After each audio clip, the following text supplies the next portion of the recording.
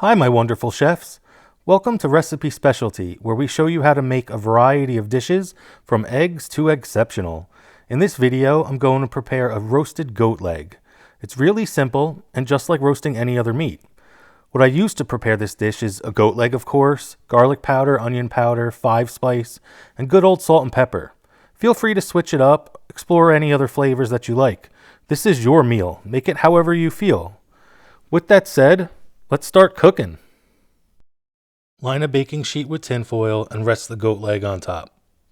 Then we're going to start applying the seasoning. Here's the salt. Season it generously. Then we're going to hit it with some of that black pepper. Again, season throughout. Garlic powder. Onion powder. And then finally that 5-spice. Once it's been seasoned throughout, cover it completely with tin foil, and then we're going to roast it in the oven at 350 degrees Fahrenheit, low and slow for 2 hours. Once it's done cooking, remove and begin shredding the meat. It should be fork tender and easy to pull apart. Please let me know what you think.